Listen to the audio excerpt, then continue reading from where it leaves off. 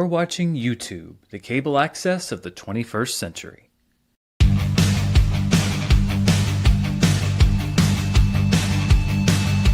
It's Wednesday, it's 4 p.m. where I am, and it's time to talk about movies and answer your questions. Welcome to Dan's World.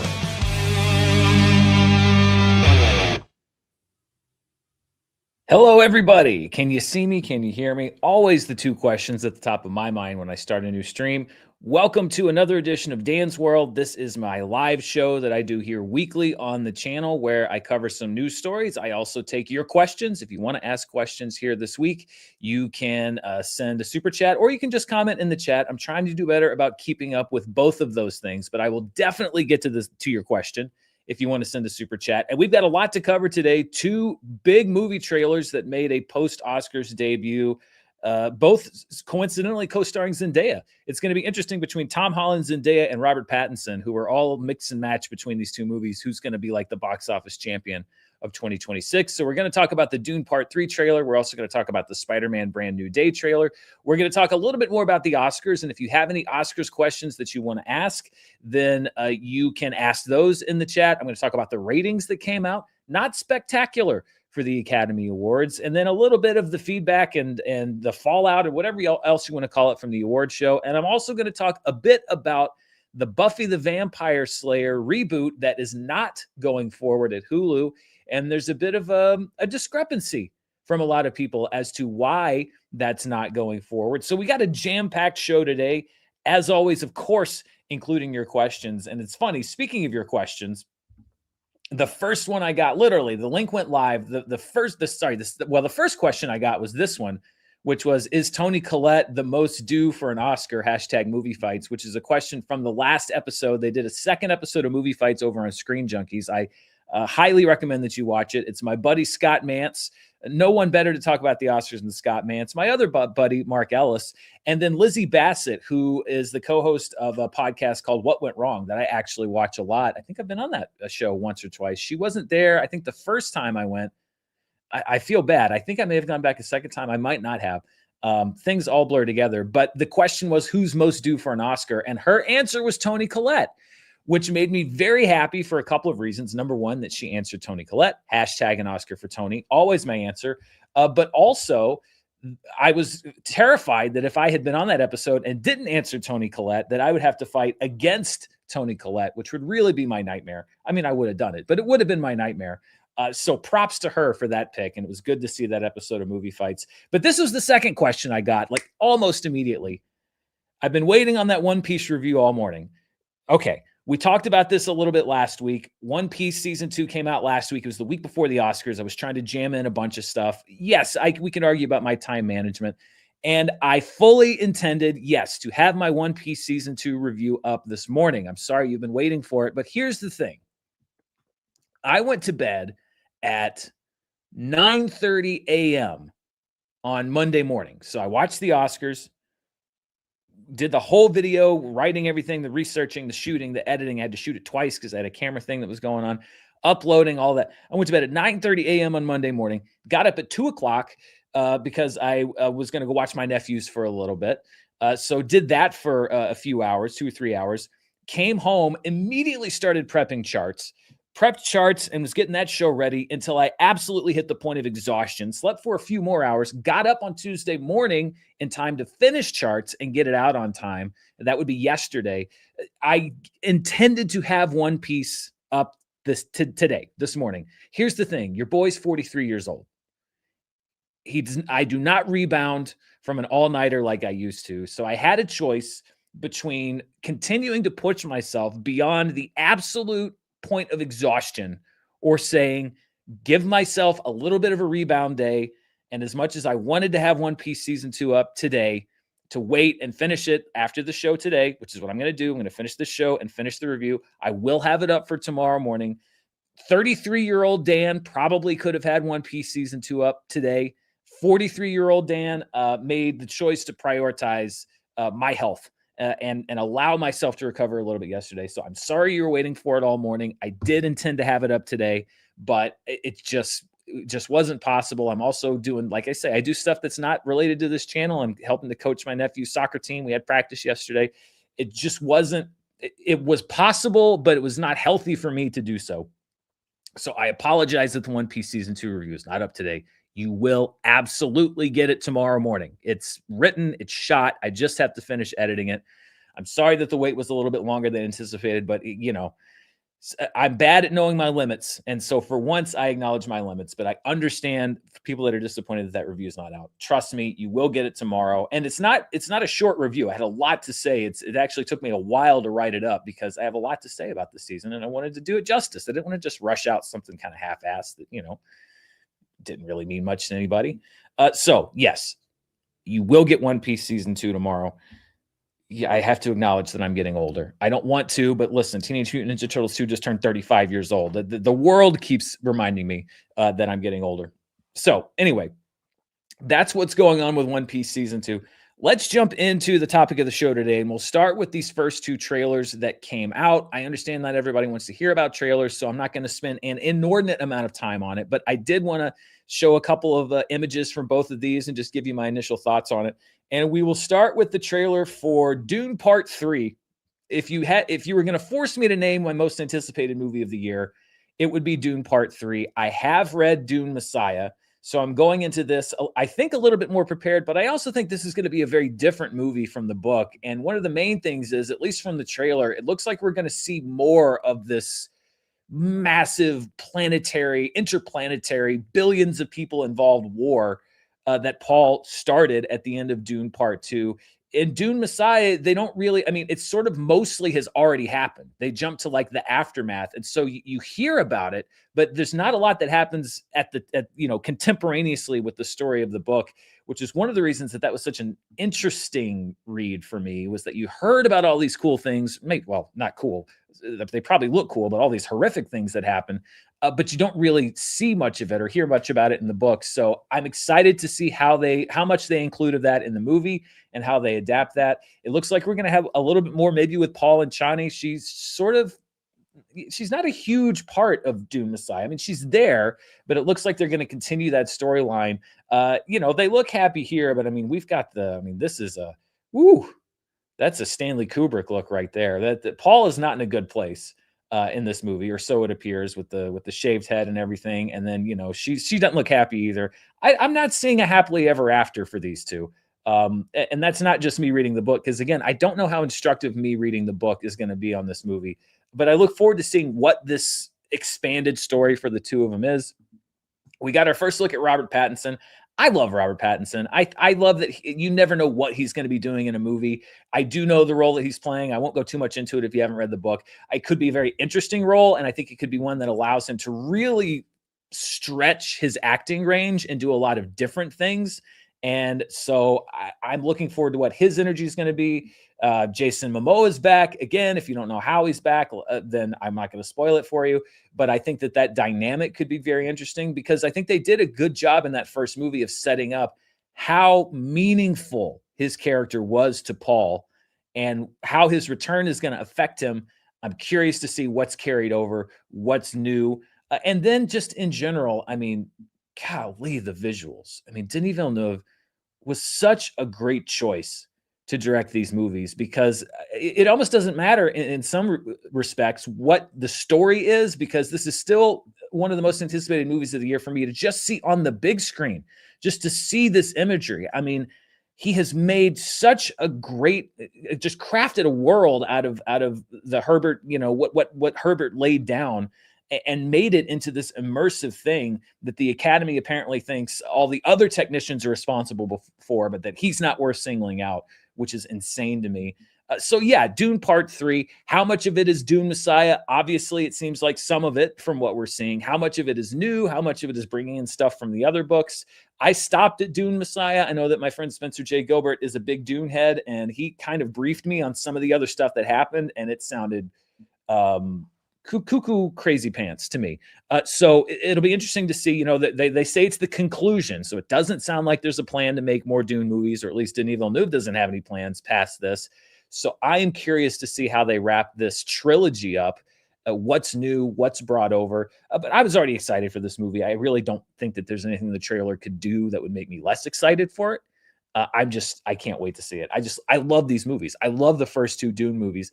I don't know what they're gonna do with this one. The first 2, you at least have the book, and you assume they're gonna follow the basic guideline. With Dune Messiah, I have no idea.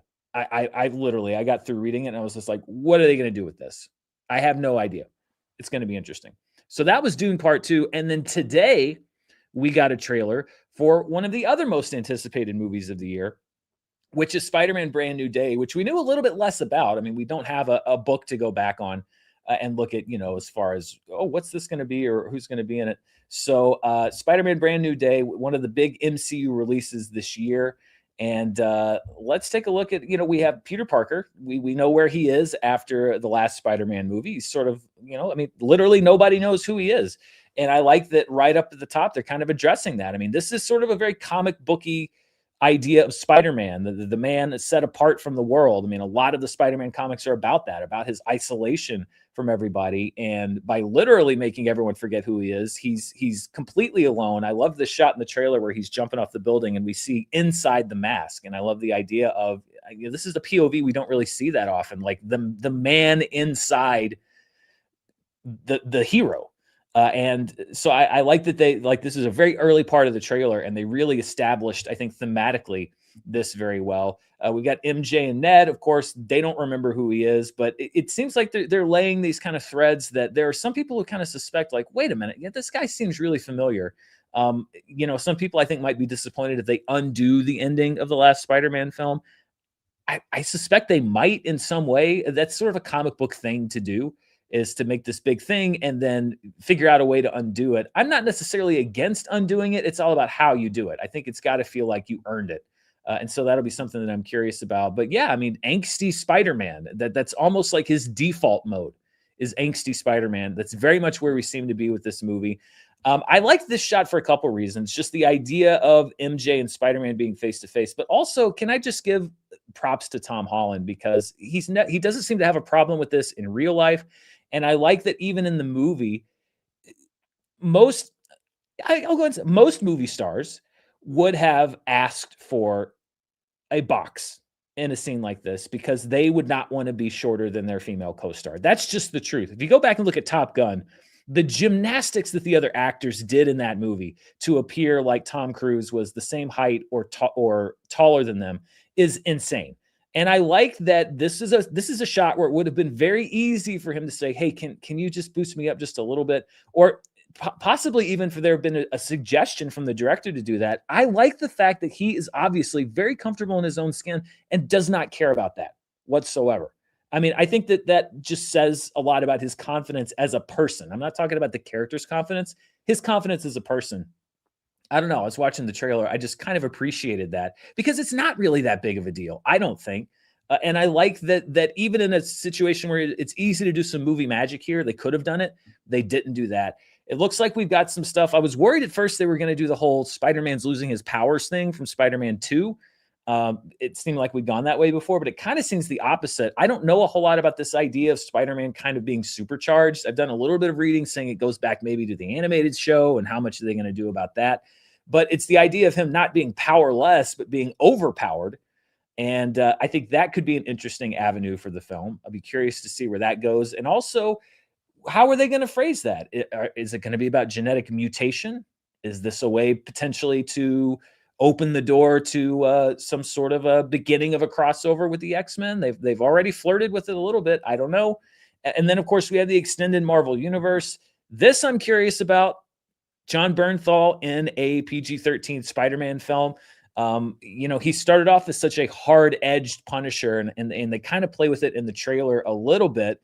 But I'll be curious to see how he plays that character in this part of the MCU without making it seem like he's really shaving the edges off. But of course, Spider-Man and the Punisher clashing. I mean, that's classic comic book stuff.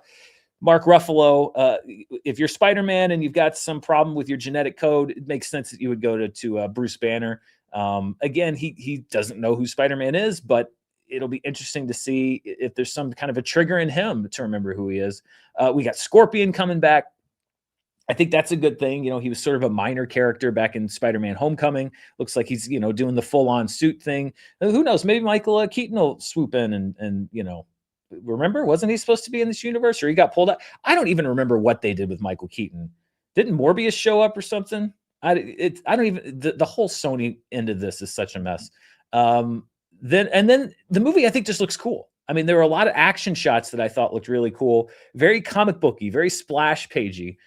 This was one of them. We've got him fighting, doing some martial arts against some ninjas or similar sort of thing. I heard that Jackie Chan's stunt team, I think, was involved in this film. I've heard some theories on who these might be. I'm not going to share those theories because that could be considered a spoiler, but that could be an interesting way to go. So yeah, I think that both of these movies, and that's what trailers are supposed to do. They're supposed to pique your interest. My interest, of course, was already peaked in Dune Part 3, and I was excited for Spider-Man Brand New Day. But really, the trailer for Brand New Day is the one that makes me go like, oh, okay, that's where they're going with the movie. That's what they're doing with it. And it looks interesting. It looks interesting. I mean, when you have such a big game changer thing that happens in a film, you never really quite know which way they're going to go with it or what they might do. What I've seen so far, Brand New Day, is like, okay, I'm interested in where these are going. I'm not going to say, yes or no, but yeah, I'm on board. So two movies that I think look really good. Let's see. Vulture's in the Morbius verse for no reason. I thought he was in the Morbius verse or something.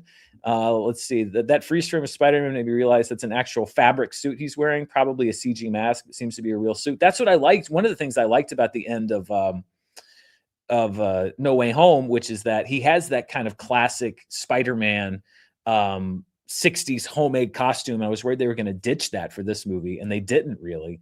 Was that Keith? Did I hear Keith David in the trailer from Why Though 1000? Yeah, I that's what I thought. I'm almost positive that's Keith David. He's got one of those voices that you definitely know. And when I heard that, I was like, oh yeah, that's definitely Keith David. Let's see. Let's go millennials and Zoomers. Yeah, I mean, I'm an elder millennial. I fall on the cusp. I'm on the borderline. But let's see. I'm trying to go through regular comments and be a little bit better about that than I am, and not just doing super chats. Trailer was good, but the green screen look and lighting were some of the worst I've seen lately. Yeah, that would be my major criticism. Would be it does have that sort of Marvel look to it, Brand New Day, but that's that's just how it is. You got to accept it. I wish they did look a little more stylized, but No Way God Emperor of Dune makes it to the big screen. From what I've read, and again, Spencer gave me the whole, I think it was around the time the first movie came out. He gave me the whole download of it, and I was just like, no, I don't think that's going to actually happen. But who knows? We'll see. Yeah, so it looks like a lot of comments about Dune, a lot of comments about Spider-Man. People excited about it. Hey Dan, curious if you're reviewing if you plan on reviewing season 2 of One Piece. I don't know if that's a joke. If it is, it's a good one. If not, I will refer you back to the beginning of this trailer. So those are those two trailers. There's a lot of other stuff that we're going to talk about here, and of course I'm going to get to your super chats, but I want to talk about the Oscars and I want to talk about Buffy. But before we do that, let's just go ahead and thank them right up top. I have a sponsor for this week. That sponsor is Factor, and I want to thank them for sponsoring this episode. This video is brought to you by Factor. The winter storms have mostly passed, which means it's time to start filling your schedule up with springtime activities like enjoying the outdoors and shoveling snow if you're in a place where the winter storms haven't passed yet. But a busy schedule shouldn't stop you from eating well, and that is where Factor comes in. Factor meals are full of quality, functional ingredients like lean proteins and healthy fats that fit your goals no matter what they are, whether that's eating healthier or adding protein to your diet. They arrive at your door always fresh, never frozen, and they're ready to eat in about 2 minutes. On next week's menu, you can get dishes like grilled filet mignon with crispy Parmesan shrimp, alongside meals like teriyaki shredded chicken, and one of my favorites, the queso poblano chicken. And variety is never a problem because Factor has 100 rotating weekly meals, including the new Muscle Pro collection, which supports strength and recovery. I have a really weird, unpredictable schedule, and it's always good to know that I have some Factor meals in the fridge that are going to be ready to eat when I'm able to eat. It takes a lot of the stress out of the day. Head to factormeals.com/Murrell50off and use code Murrell50off to get 50% off and free breakfast for a year. Offer only valid for new Factor customers with code and qualifying auto-renewing subscription purchase. That's factormeals.com/Murrell50off with code Murrell50off. Make healthier eating easy with Factor. Thanks to Factor for sponsoring this episode. You can find out more about them down in the description below. Let's hit the last couple topics I wanted to talk about before we get to your questions. And we will start with the Oscars. Of course, I did a whole show recapping my thoughts on this year's Academy Awards and the winners and everything else. And we'll talk about that in a second. But the one piece of new news that we have since I did my show on Monday is the ratings. The ratings came in for the Oscars. This is a graphic I made a little while ago, and you can see that the 2026 ratings came in 17.86 million viewers, according to ABC and Disney. That's across broadcast television and Hulu. That makes it the lowest rated Oscar telecast since 2022. That was the year that Coda won. So I think a much more lower profile roster of Best Picture nominees that year than we had this year. So I think a lot of the conventional wisdom that the ratings fluctuate according to the movies, it's deflated a little bit, because I think we had movies like Sinners, and you had Timothée Chalamet and Leo and One Battle After Another, some higher profile films and some higher profile stars, I think, that were nominated this year, and yet the ratings still fell. I think that's much more indicative of the fact that viewership is declining across all linear platforms. And also, I think even for streaming, we've been looking at streaming numbers. They've been dropping just because the prices are getting higher. I think it's a good time for the Oscars to be making a move in a couple years to YouTube. I think it's 2029 they'll be going to YouTube, because I don't think there's a roster of movies that could arrest the decline that we've seen of viewership across broadcast. And I would be surprised if there was not a significant increase in viewership across YouTube, even if those metrics aren't measured the same. I just think the availability of it on a free streaming platform is going to make a huge difference as far as who watches and how they watch and when they watch and all that. I know a lot of people are saying they don't watch. They just wait for jokers like me to come in and tell them what happened. So I think that was probably a good move. I know some people think it kind of lowers the Oscars to go on YouTube and to be available on streaming. To me, I think that is a way to keep the show vibrant, but we'll see. We're still a couple years away from that. I know the producer over at ABC said that Conan O'Brien can come back and host for at least the next 2 years if he wants to. I hope he does that, or maybe does at least one of the next two shows, because I thought that he was really good. But yeah, a bit disappointing with the ratings, because I would have thought at least that it would have held steady, given that there were some very popular movies and popular stars that were nominated this year, but didn't quite come through. I also want to talk a little bit about my video, my recap of the Oscars. What I expected to get was a lot of feedback from people who didn't think that, listen, it's been almost a year now whenever I mentioned Sinners, of people saying, well, they didn't get it. They thought it was overrated. With Michael B. Jordan winning, I expected a lot of folks saying, he shouldn't have won. And there was plenty of people that did that. And, everybody's got their opinions. I think that there are different motivations for that. I think some people just genuinely don't understand why people love Sinners so much. That's fine. That's a reaction. I think you can go a little bit deeper on in some other instances. But what I didn't expect was I actually got a fair amount of pushback from people who thought that I was bashing Sinners for a number of reasons. One of them was that when I was going through all of the different records on the ceremony, I mentioned, it was literally a one sentence mentioned, I mentioned Sinners set the record for most nominations, but also it set the record for most losses in a year with 12 losses.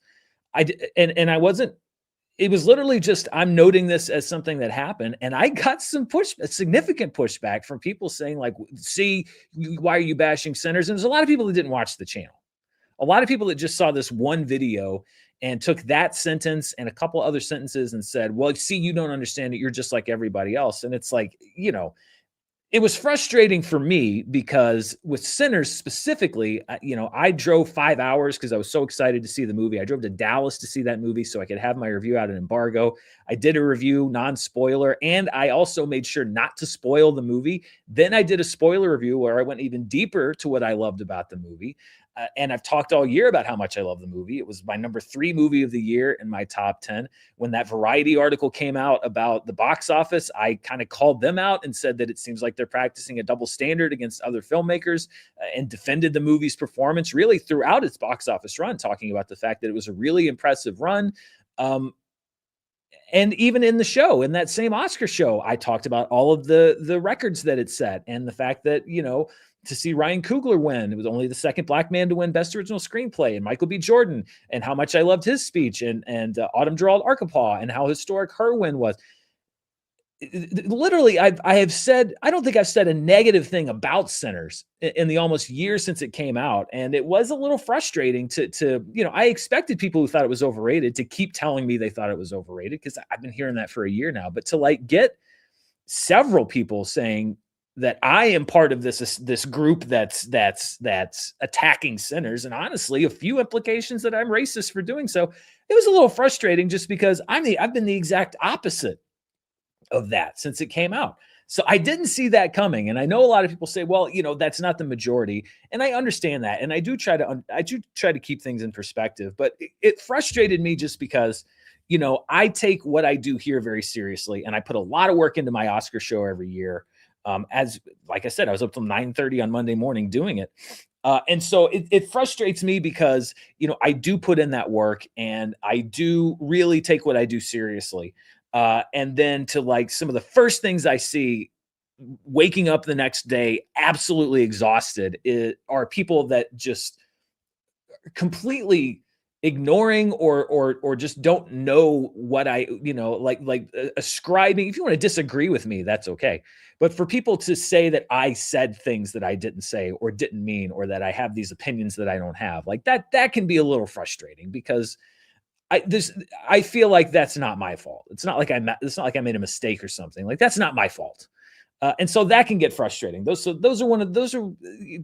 Monday was a bit of a frustrating day for me, because it's such kind of a release valve that's let off for me once the Oscars are done, because there's such a buildup. And I do put a lot of work into trying to watch all the movies to make sure that what I'm saying is informed. And so for that to be a chunk of what I get back, it's it's discouraging, but that's temporary. I think largely people were happy with the Oscar show.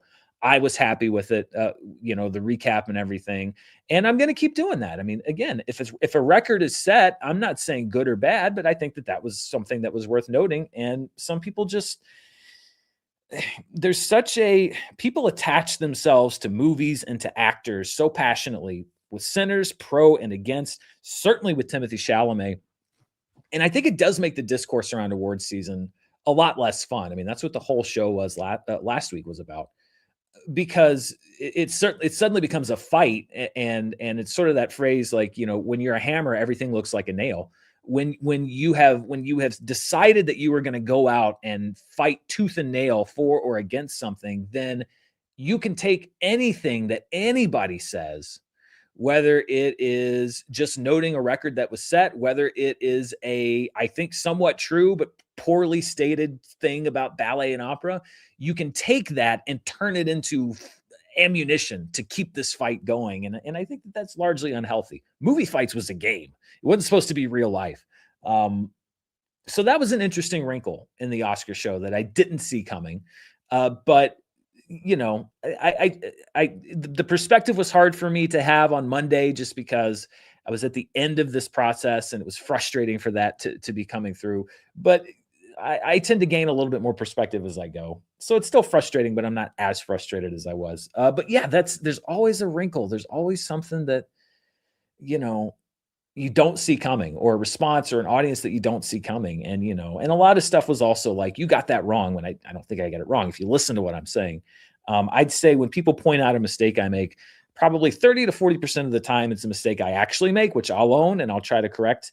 And maybe 60% of the time, it's somebody's not listening to what I'm saying, and they just kind of jump in but you did. No, actually, if you listened to what I was saying, you would see that, that's neither here nor there. I can't make people listen to what I say. I'm happy that you're listening to what I say, honestly, and I'm lucky that you're doing that. So yeah, Oscars was very interesting this year. Okay, before we get to your questions, let's talk about my last story, which is the much anticipated by many revival of Buffy the Vampire Slayer. the pilot had been ordered over at Hulu, and I don't want to be pedantic, but just in case you're not aware of how that specific process works, you can order a show straight to series, which basically says, "Hey, we're going to do your show. We're gonna make 10 episodes, and we're gonna make a first season." Or you can order a pilot, which is how almost every show used to be, which is, "Hey, I like your idea for a show. We're gonna give you money to go and make the first episode."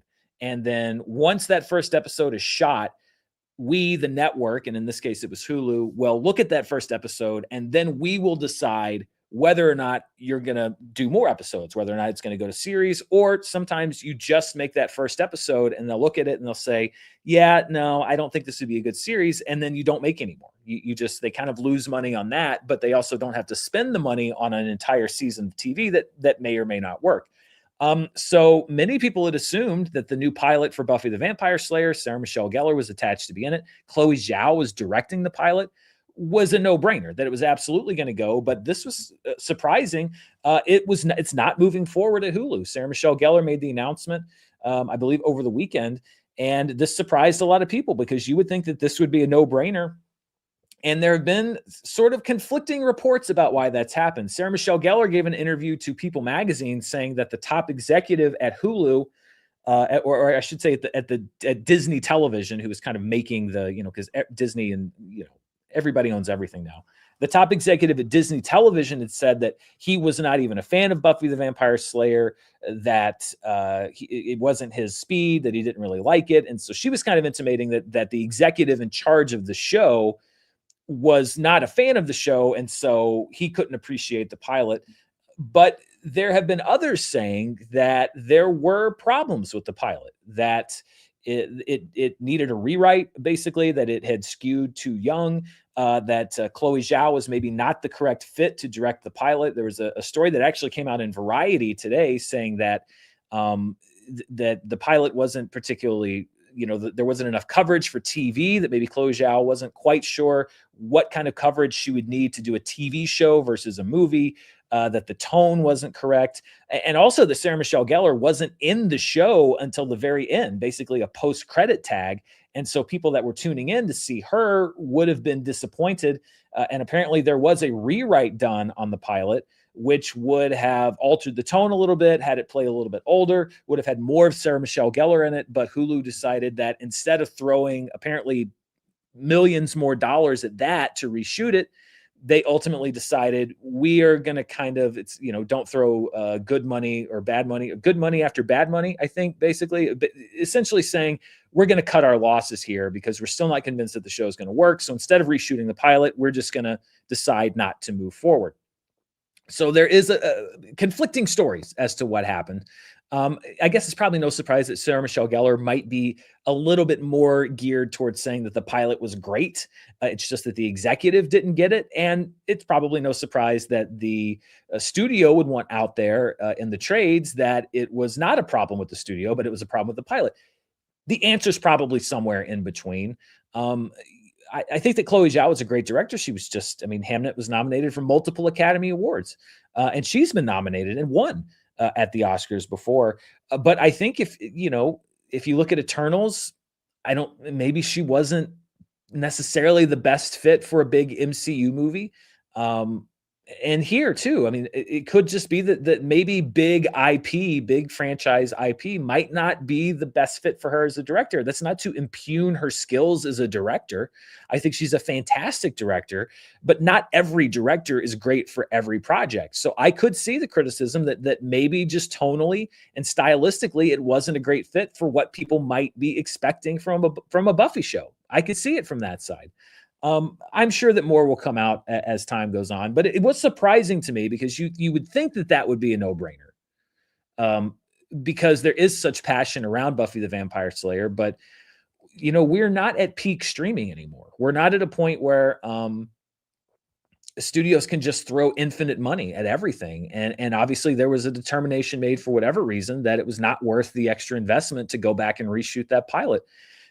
that could be a good thing, that could be a bad thing. You know, we almost didn't get Game of Thrones because they went back and shot, I think reshot the majority of that pilot for the same reasons. It didn't work. Some of the casting wasn't right. HBO could have thrown in the towel on that and said, you know, we're not going to do it. But obviously, they felt like that show could be salvaged. Maybe the feeling was that Buffy the Vampire Slayer couldn't. I'd be interested to see that pilot. I don't think it'll ever see the light of day. I think Sarah Michelle Gellar even has said, you know, she doesn't necessarily want people to see it. But not because she didn't like it, but because I think it was scripts that she was talking about. She didn't want fans to read the scripts that were circulating and feel like that was the show itself. But I don't think we'll be in a Deadpool situation here where the pilot script is going to leak and they'll decide to change their minds and go ahead with the show. But it was surprising for me to hear. I honestly think that the truth lies somewhere in the middle. I think if they had a fantastic pilot, even if the executive in charge didn't get it, I think someone at Disney probably would have stepped in and said, well, hey, come on, let's talk about this. But you know, it probably doesn't help when you have an executive in charge who's maybe, as Sarah Michelle Gellar said, not a fan of the source material, because it's not going to get as much credit potentially, and they probably wouldn't be able to see as much in it as a fan of the show would. But I think we're probably somewhere in the middle. So yeah, we'll see what happens. All right, let's grab a couple of comments here from the comment section, and then let's see. Imagine that world, a world where Game of Thrones never happened. I mean, you know, it could be good or bad. I think Game of Thrones was still worth making. They obviously didn't stick the landing. I've soured on it a little bit as time has gone on, but I think the net positives of Game of Thrones outweigh the net negatives. Ethan Ailman says, "Nice X-Men shirt. Thank you. It's decaying as shirts do, but it gets a little more vintage as it goes on. So I like that." Let's see. Maybe Chloe needs to work on things with less moving parts since she likes to take her time. That could very well be. I mean, listen, for example, Stanley Kubrick would be a terrible director for a television show. Awful. I don't think he could make a television show. He's one of the best directors of all time. But, you know, he would be an awful TV director, I think. So I think, you know, this idea of just throwing a name at something, even if, and I know that she was a fan of Buffy the Vampire Slayer. But that doesn't necessarily mean that, you know, I don't know. Let's see. It's crazy to scrap this valuable IP over an iffy pilot. You reshoot the pilot. I mean, again, I've heard that they have hopes that maybe they can go back and redo it in a different approach in the years ahead. Maybe, but again, I think the question was, at what point is the investment too much? I don't know. I don't know the particulars of it, but I can see that thinking. I can see that line of thinking. Max Mayfield says, I don't know. I don't trust Variety. They seem very willing to run interference for studios. Well, I mean, I've said that about the trades before. They can often be a mouthpiece for the studios, which is why I said that I think that it falls somewhere in the middle. Them blaming Zhao's directing is kind of sus. I mean, again, I think that was probably a factor, but I don't think it's the factor right now. Let's see. I'm so frustrated for you, Dan. You do a great job, and I'm getting sick of people who seem to complain all the time. I've been watching you since Screen Junkies about your opinion. Keep it up. Thank you. I appreciate that. Like I said, I probably get more frustrated than I should. I struggle with short-term perspective. I'm getting better at long-term perspective. But I appreciate that. Thank you. Let's see. Let's grab one more here before we get to our super chats. Let's see. Not crazy about the move to YouTube. It's going to be sponsored by Raid Shadow Legends. LOL. Yeah, I mean, I think that YouTube could probably get a better higher profile sponsor than Raid Shadow Legends. They came to me, by the way. They wanted me to sponsor them, and I played the game. And I probably could have taken the sponsorship, but it just wasn't. It's not a bad game. It's just not one that is the sort of game that I would really sit and enjoy. And I always say the one thing I have to do here on the channel, if I'm going to promote something, is it's something I have to actually use and enjoy. So I had to go back and say sorry. They got plenty of other sponsors. They didn't need me, by the way. Last one. Let's see. I don't know about you bashing Sinners, but I do recall you cheerleading excessively for one battle. That's probably why people think you bash Sinners. I don't necessarily remember cheerleading excessively for one battle. I mean, it was my number one movie last year, but Sinners was number 3. And I don't think that I was like really rah, absolutely one battle has to win everything. It was my pick to win a lot of the awards, but I wasn't saying like it's the best and all the other ones suck. It's just, you know, that just happened to be the movie that was a slightly higher than Sinners. I don't think it was excessive cheerleading, but I don't know. Maybe I'm wrong. All right, let's get to some of your questions, some of your super chats from today. And wow, we're already at 40 minutes, so we'll see how long the show goes. But thank you to everybody who sent in questions. Let's start digging through them. Boom or Bust says, I watch Andor content at least once a week. I always think about how much of a god figure Luke would be to people in the galaxy after the Empire fell. Well, you would think so. I mean, the new movies kind of derailed that a little bit. I don't know. I guess some people considered him to be that way, but I wasn't crazy about how the sequel trilogy sort of the direction they took with Luke Skywalker, because I agree he would be this mythical figure, and maybe they'll go into that. I watch Andor content at least once a week. It's a great show. I guess it is technically content. Al109 says, are there any examples of movie characters who suffered Flanderization from a film to another? Examples would be Venom, Mantis, and Dominic Toretto. Ooh, that's a great question. If you don't know, by the way, Flanderization is one of my favorite terms. It refers to roughly the idea of a character who starts out as just kind of a regular character, and then over time, they become their most exaggerated like a caricature of themselves. So it's taken from Flanders on The Simpsons. You know, Flanders started out as like the normal next door neighbor, like, oh, hey Homer, how'd do? But then over the seasons, he just became like this. Hey Homer, how'd do? Oh, all right, Reno. I mean, he just became this caricature of himself. Ross from Friends is another character who I would agree. He started off as this kind of nerdy guy, and then by the end, he's like, oh, Rachel. I mean, it's a complete, you know, departure from where he starts. It's the most exaggerated aspect of some of his earlier character aspects. Mantis, I don't know. Like Dom, definitely. That's more Vin Diesel, I think, than anybody else. Like, just became an absolute cartoon of who he was. I saw this actually right before I went on the air, because this came in before we started going live. The one that I came up with was, and I love this series, but Freddy Krueger for me is a great example of that. When you start the Nightmare on Elm Street series, he is sinister and dark and threatening, and he does have this very wry, this very like almost like evil sense of humor. Over the course of the movies, by the time you get to Freddy's Dead, he's playing Nintendo, like, oh, game over. And, you know, like doing the, it's a complete exaggeration of the humorous parts of his character that the franchise started with. Now, I do love the Nightmare movies, but I will admit that by the time we got to the end, Freddy was an absolute cartoon character based on where he started. So that's the one that jumped to mind. That's a really good question. Zach Likes Movie 72 says, on my way to the cinema to see Undertone and The Revenant re-release.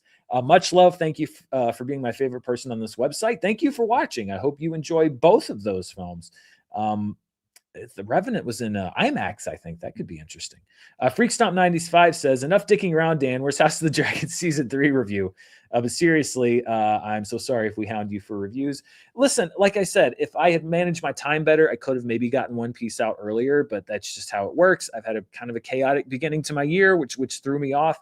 And I was actually out of town for family stuff the weekend previous. So I just, you know, I haven't really been at my best for these first 2-3 months out of the year. But I will ask the time traveling version of myself if we can hurry up on the House of the Dragon Season 3 review. Sacco 425 says, Dan, met you at a bar with Christian before your live event in New York City. My question is, what's your process for preparing for a review or discussion of a film you know will be controversial among fans? I think, you know, you don't always know which ones are going to be controversial. For me, if there's one that I know that is definitely going to be like a Captain Marvel, it was obvious before Captain Marvel came out that people were already discussing it.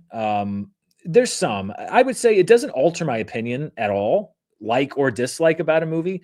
The one thing that I do, and I think my Oscar show kind of proved that sometimes even that doesn't really always pay off, is I try to be just very clear about what I think and why I think it, so that if at all possible, nobody can misinterpret or misconstrue unless they're doing it willingly or willfully what I'm saying. So if like Superman, for example, last year, I knew that Superman it's one of those movies I call a no-win scenario. If I really liked it, people would say that I was a shill and it paid off. If I didn't like it, they would, say that I was a Snyder bot or whatever else. So I knew that no matter what I said or what I did, people were going to come after my review. That didn't change what I thought about it. It just meant that when I was writing that review, I was very clear about here's what I liked and here's what I didn't like and here's why I didn't like it and here are reasons that are not tied to why I did or didn't like it. So yeah, I just try to be very clear in that case about what I think, and hopefully that gets to the point where if somebody still wants to think that I liked it or didn't like it for this reason or another, I can point to like, no, that's not it, and here's why. So it's really preparation. Other than that, nothing really different. Yanal Abu Zaid Film says, "Hey Dan, big fan. I'm renting out a theater to premiere my first short film this year. What would it take for you to attend it here in Orlando, Florida?" Oh boy, I mean, congratulations, by the way. Making a film of any kind is fantastic. Honestly, that's very kind, but travel is very difficult for me. And especially after this year where I've been on the road more days than not, I'm not looking to do a whole lot of travel for the rest of the year unless it is, day trips to go see a movie, or maybe, who knows what comes up, if they called and asked me to do movie fights again or something like that. But I am trying to cut down on my travel this year. So I don't know if you could lure me out to Orlando, but congratulations on making a movie, because we need new movie makers out there, and let me know how it goes. Dylan Fitzsimmons 2278 says, "Do you remember the Elia Kazan Oscar moment in 1999 where Ed Harris, Amy Madigan, and Nick Nolte refrained from applauding? Thoughts?" I do remember that. I remember the moment when they didn't clap for him. If you need background on that, Elia Kazan made some of the great movies of all time: On the Waterfront, A Streetcar Named Desire. But he also was brought up to the McCarthy hearings, and he named names. There's a time when suspected communists were blacklisted from Hollywood. A lot of people did not name names. Elia Kazan did. And so he was very controversial when the Oscars decided to give him an honorary Academy Award. A lot of people did not agree with that because they felt that he had done damage to fellow artists. Now, other people disagreed. I remember Martin Scorsese, I think, presented him the Academy Award, and he was not afraid to stand up there with him. I remember the thing I remember is Chris Rock went up there either before or after and basically called him a rat. Said, like, "I'm surprised Martin Scorsese was up here presenting the award because, he lives in New York, and, something like, we know they all hate rats." So it was very controversial. But yes, I mean, I was 16 years old when that happened. So I was just kind of getting into that deeper level of Hollywood history. And I remember that shot. It's a very famous shot of Ed Harris and Amy Madigan sitting there not applauding. And then, here she was 27 years later accepting her own Academy Award. But yeah, I do remember that. Emir Hades 3211 says, "Hey Dan, favorite war film, Modern Wars." Oh boy, I forgot the no ranking disclaimer. I mean, what's a modern war, I guess? I mean, are we talking 90s and afterward? Man, it's tough when my brain is firing, and I'm still only at about 80%. I mean, if we're talking World War II and on, it would be probably Saving Private Ryan. If we're talking after that,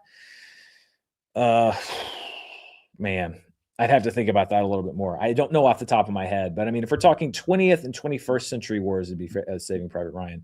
Dylan Fitzsimmons says, favorite Ed Harris performance. The first one that comes to mind is The Truman Show. I thought he was fantastic in that. I thought he would. I was hoping he'd win the Oscar for that movie. He didn't, but I was hoping he would. Apollo 13, also a great one. He's never bad in a movie. I've never seen him in a bad movie. Ben Zayton 933 says, "Hey, dear Dan, what are your thoughts on Kumail Nanjiani joining the upcoming Taskmaster series? Is Taskmaster finally making it big in the USA? Love your numbers. Thank you." I think that it is. Taskmaster is something that like in the media over here. I see Greg Davis and Alex Horn doing interviews all the time now. They're on some of our late night shows here. I think the fact that they make it free and available on YouTube worldwide is a great move for that show because it has really broadened its horizons. And I am so excited for Kumail to be on Taskmaster because I think he is a perfect Taskmaster contestant. He is self-effacing, which I think is something that is important in a Taskmaster contestant, to acknowledge your weaknesses and when things don't go well. He's funny. He's quick on his feet. I think he's a good improviser. And I think really the perfect Taskmaster contestant is one who is funny even when they don't do things very well. And I think that Kumail is great at that. He was really good, for example, on the spot presenting the tie for live action short. I'm excited to see him on the show. When I saw that he was doing it, I'm like, that's a great pick. And I love that they're bringing over some American comedians. I think one per season is good. I don't think you have to stack it with Americans. I love the Britishness of that series. And one of the reasons that Jason Mantzoukas works so well on that show is because he was the only American on the panel. So I think that Kumail being on is a great choice, and I am really excited to see him on the show. Joshua Ingram 34 says, will you be issuing a statement condemning Hal Rudnick for rejecting the idea that Toni Collette deserved an Oscar during this week's Movie Fights? No, absolutely not. Movie Fights is a gamified version of movie opinions. I myself have often argued for or against a position that I don't agree with. And the toughest job on that show, and I've done it a few times myself, is to be the judge, because you can have three great arguments and great opinions and you still have to pick one. So no, I will not be chiding Hal Rudnick for not picking Toni Collette. It is based on the arguments, not on the answers. Even though I thought that the argument was fantastic for Toni Collette. So no, I'm going to let him slide. Movie Fights is fun, but it should have no actual real world consequences. Mighty Snuck 87 says, hello, Dan. I've been a follower since your Screen Junkies days. I wanted to ask, how are Oscar picks selected for the Academy to vote on? Well, it depends on the category. So the major categories, picture, actor, actress, as long as you meet the criteria, then you can vote for anything. So, you know, the major, I don't want to say major and minor categories, but the more high profile categories, it's really just being able to meet the criteria. And then it's about the studios trying to get those movies out in front of the voters. There are some categories there are short lists that are made. So there will be basically a panel of experts or a panel of people who can make the determination of narrowing it down to 10 or 15. Those are the short film categories, documentary. Some of the technical categories are also shortlisted, and then it goes through the same process. The nominations are generally done in the technical categories. The nominations are done by that branch of the Academy. So makeup and hairstyling will determine makeup and hairstyling nominees, casting, etc. But then the whole Academy votes on all of the awards. So it's sort of a combination of factors, but it's mostly just about getting your movie out there. Some categories have a short list and some are just kind of a free-for-all. That's a good question. Andre the Turtle 4222 says, here's to 43-year-old Dan. Thank you. And here's to 44-year-old Dan as well. Doing my best here. Rochester Producers 8847 says, thoughts on Josephine finding distribution, but it being a small, untested distributor. Variety article recently talked about a wave of new distributors. Yeah, I saw that. You know, Josephine was the sort of breakout hit in the sense of like the Audience Award, the Grand Jury Prize. It was a really good movie that was the talk of the festival. I mean, that's what people are talking about at Sundance. Is one of the movies you always heard him talking about was Josephine, and it was picked up by a smaller distributor that does not have a long history of award season stuff, but they're looking to grow. They were the highest bidder amongst reportedly a lot of big name distributors. And I think as long as they are able to meet that commitment and to get that movie the release it deserves, to mount the awards campaign that film deserves, then I think that's fine. I think that the only problem with a small distributor, and there are some that Bleecker Street is one that I've been very unhappy with in the past, where they will often come in and I think pick up some very, very good festival movies, and then they won't get the releases that they deserve, which hurts the visibility for those films. And I think some of the actors have been overlooked. I think the only problem with a smaller distributor picking up a film like that is when they just want the buzz, but they don't give it the push that it deserves. So I think as long as Josephine gets that push and is put in a good number of theaters, there's nothing wrong with somebody wanting to go out there and make a name for themselves, but they've got to do the work and they have to have the money to be able to give that movie the attention it deserves. So I'm all for it as long as you can actually get it done. InShear01 became a YouTube member. Thank you very much. Welcome to the channel. I hope you enjoy voting in the polls and early access to some videos and all that. Thank you for becoming a member. Dylan Fitzsimmons 2278 says, favorite Rob Reiner film? I mean, it's like picking your favorite kids. This is Spinal Tap is the one that always jumps out to me just because I love comedies, but he made a great film in every single genre there was pretty much.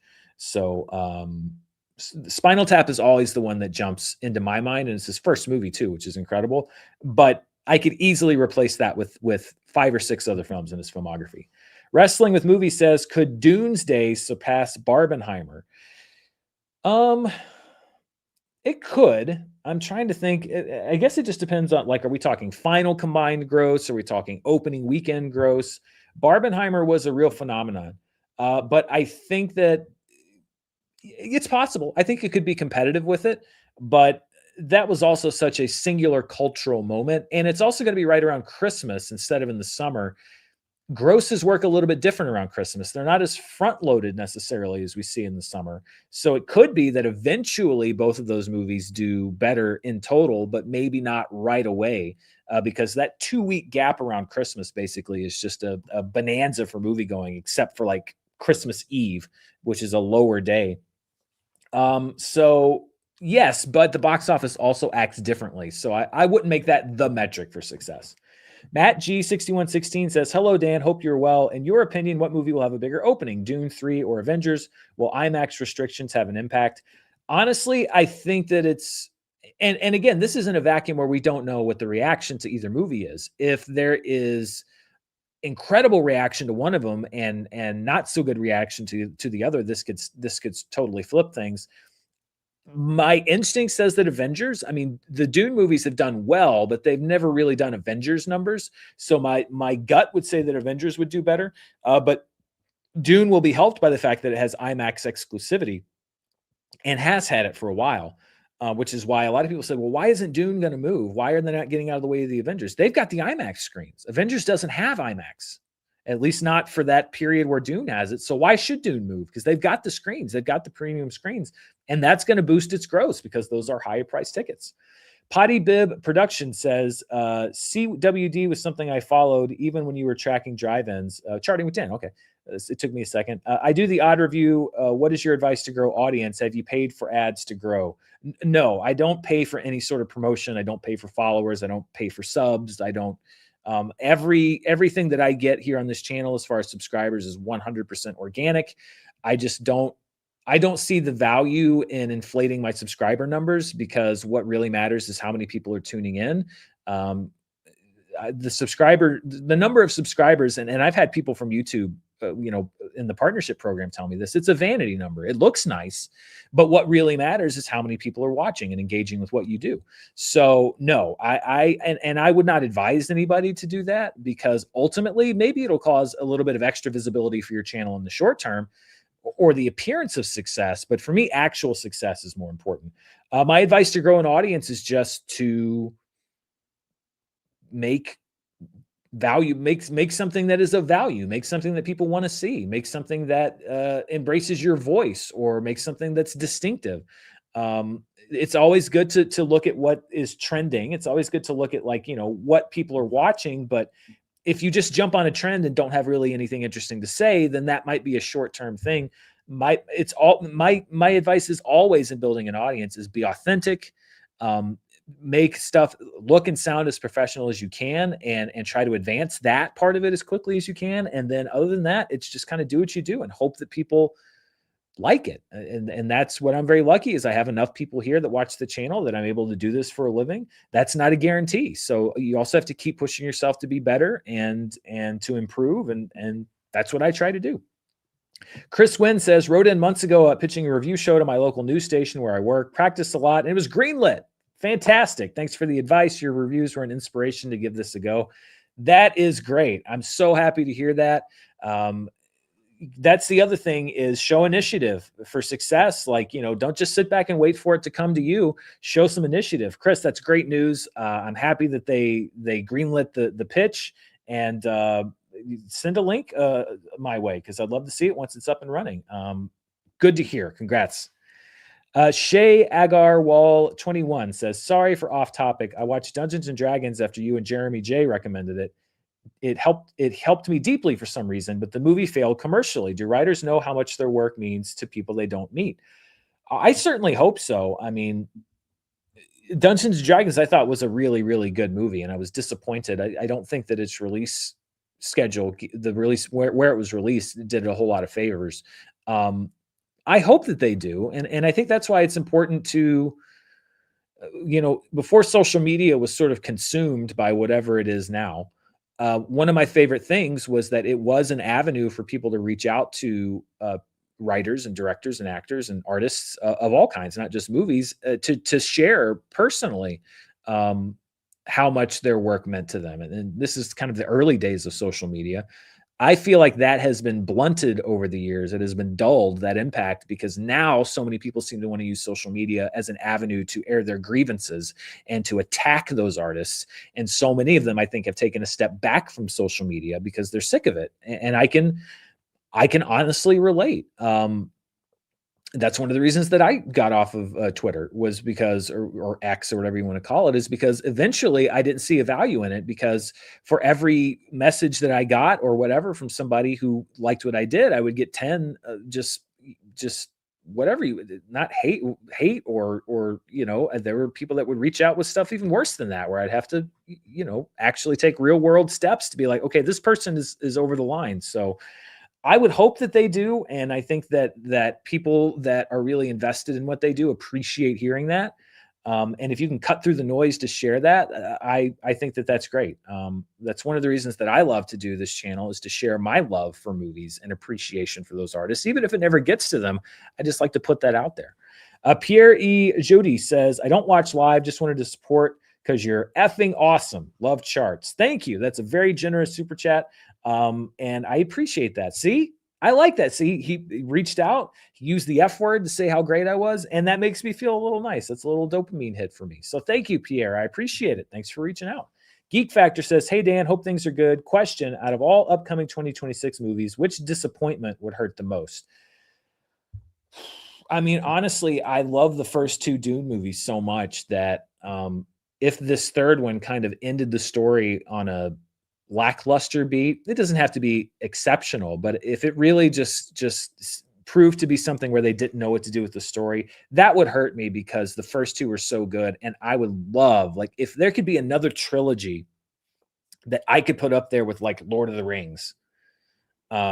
There was, like, Lord of the Rings and Dune as two just great fantasy trilogies. I would love that so much, instead of being like, oh, I can't wait to watch Dune Part 1 and Part 2. And yeah, I guess Part 3 is good too. That would be disappointing to me, just because those first two are so good, and it's the same people coming back largely. Yeah. Hype for Doomsday, but I know discourse about it is already insufferable. Y'all can be excited for both and hope they're good instead of pitting them against each other. Also a busy day for Florence Pugh. Yeah, it was. Yeah, for sure. Florence Pugh, another actor that is in a lot of things and always good in those things. Yeah, I thought that was kind of one of the things I loved about Barbie and Oppenheimer, and maybe it's because they were such different films, is I don't recall many people pitting them against each other. It was about this, like, uplifting both of them. I haven't seen a whole lot of the discourse, but as I mentioned earlier in the show, people tend to just attach to one movie and then attack the other as if it's like, mutually assured destruction. I've got to destroy this one before it destroys me. Let's just celebrate that there are two movies coming out on the same day that a lot of different people are excited about. That's great. It's going to be a Zendaya. That's not as good as Doomsday. But yeah, I hope that it doesn't become a versus thing either. Let's enjoy them both. Hi, Dan. I think the next Criterion Flash sale could be next Tuesday with Killers of the Flower Moon release. Do you have anything you're picking up? I think I mentioned this in another episode. Something happened with my mailing list, because they don't email me anymore with the Flash sale. So I should have been planning. If it is next, now I'm going to have to put a thing in my calendar to check on Tuesday, because I would definitely be interested in picking up maybe Killers of the Flower Moon, or I picked up 3 titles. I had a gift card from Christmas. And of course, when I have extra money on a gift card, I immediately go to what movies can I buy? So I picked up the 4K of Pee-wee's Big Adventure. which was an upgrade for me. I picked up the 4K re-release of Network, which is one of my favorite movies of all time. And then I finally got Anora, which I'd been meaning to get at a flash sale, but they stopped emailing me about them. So I did finally pick up Anora. So I have 3 new Criterion discs, but I try not to go crazy anymore.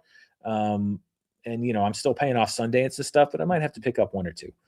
K Stepko says, what did you make of the huge cheers for documentaries at the Oscars? It happened more than once. Both Conan and Jimmy Kimmel commented on it and had to pause for the applause to die down again. That I actually had written that in my script for my recap, was that the documentary section was there and they were loud and rowdy, which I loved.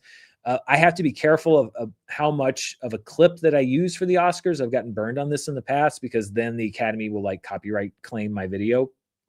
And I didn't think that I could pay either moment justice by using a small enough clip. I thought that was great. I mean, that's the thing that a lot of people don't see. When you watch the Oscars, you see that sort of, that first 10, 12 rows with all of the stars and the familiar faces. But the thing about the what used to be the Dolby Theater, I forget what it's called now, is there's a whole back, there's a balcony, there's rows that go back.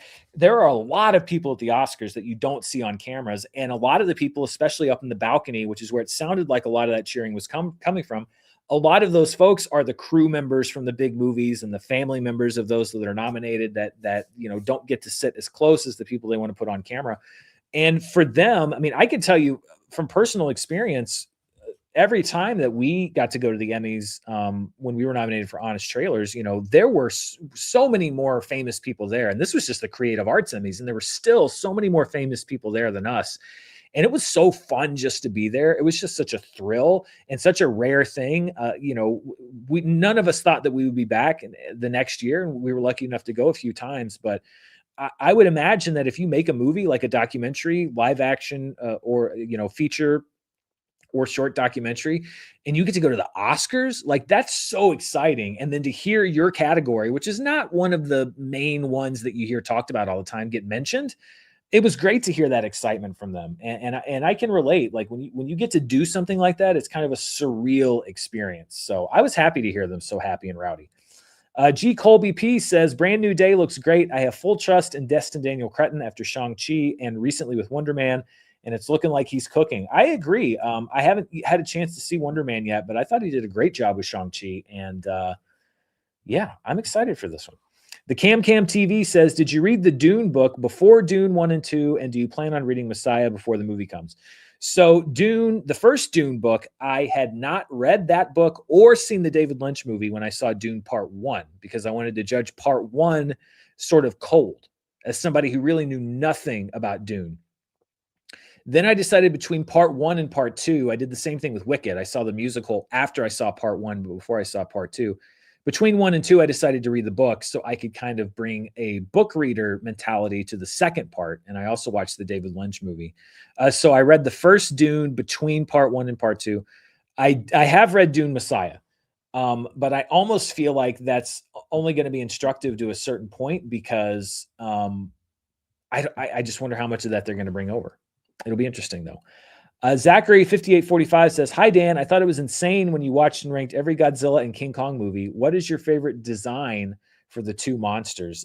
It was insane for me to do that, but it was also a lot of fun and helped me through a particularly difficult time at the time off channel. Man, my favorite design. It's tough because I have a lot of the rubber man in the suit. It's cheesy, but I do have a lot of very fond feelings for that, that look. I would say I really liked the Shin Godzilla design.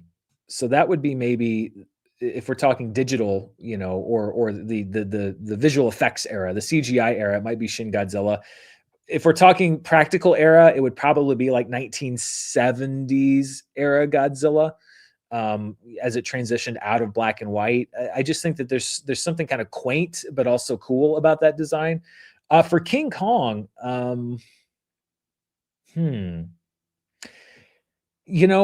Peter Jackson, I didn't love that movie. I liked that movie. I didn't love his version, but I think he gave King Kong he looked more like an actual animal, and Andy Serkis with the mocap as well gave him such a humanity in that film that I think was not necessarily able to be done in other ones. I really like that character design for Kong.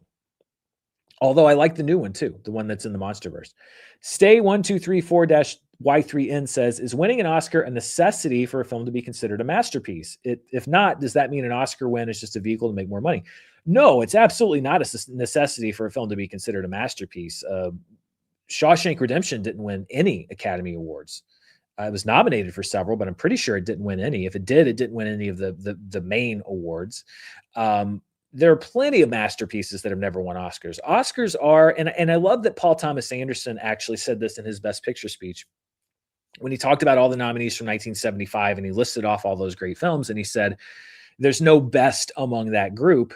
It's just what people are thinking today. And I'm happy that we are part of today, and the fact that we're getting this recognition today.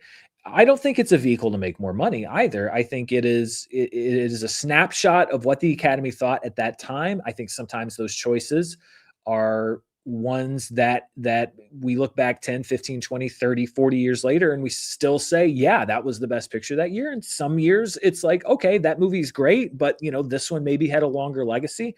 But I don't think it's just a vehicle to make money. I think it is an honor from your peers at that time that reflects what people think right then.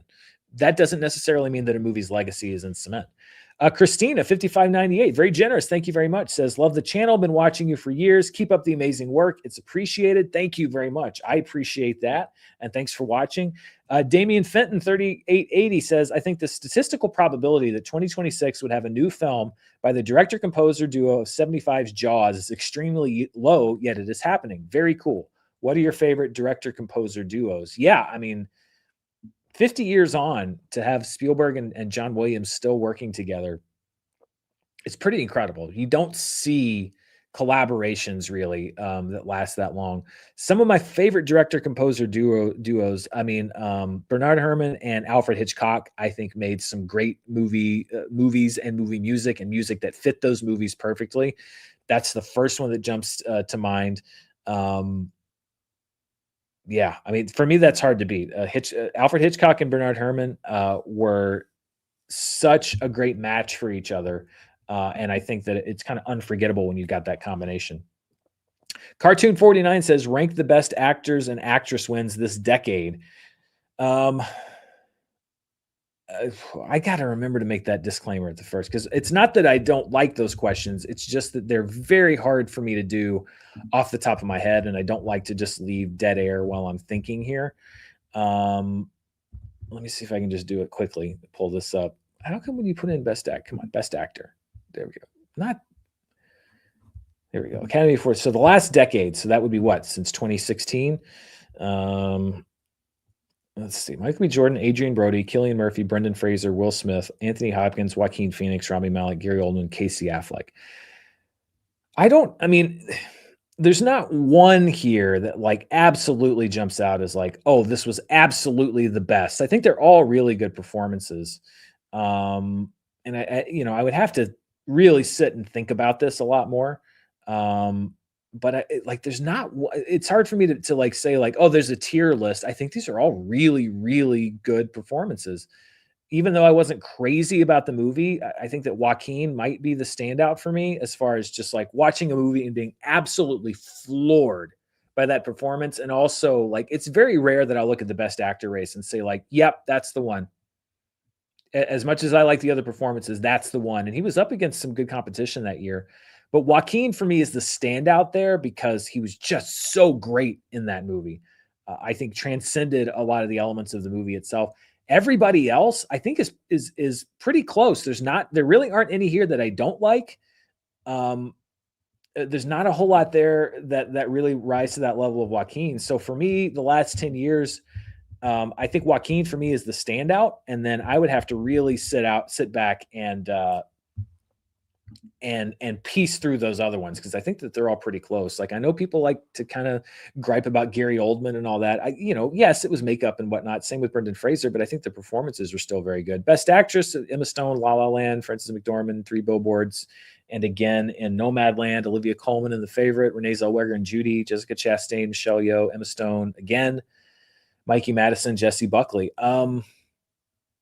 Yeah, I mean, again, these are all good performances. There's not one that makes me go like, "Oh, this is the standout." It's a really strong lineup, and I feel like I'd have to really sit down and give it some thought on that. I know that's not the most interesting answer, but it's kind of why rankings are tough to do, because I don't just like snap to a judgment. I like to sit and consider it and give reasons why. So yeah, Best Actress, I think they're all good. And it would take me some time to figure out what the space is between those. Best Actor, I think Joaquin is the one that for me was like, absolutely, that's the one. And then the rest, I think, are pretty strong. Neckaroni says, I would like to see Billy Crystal host the 100th Oscars. Who would you pick, and what would you like to see for the occasion in 2 years?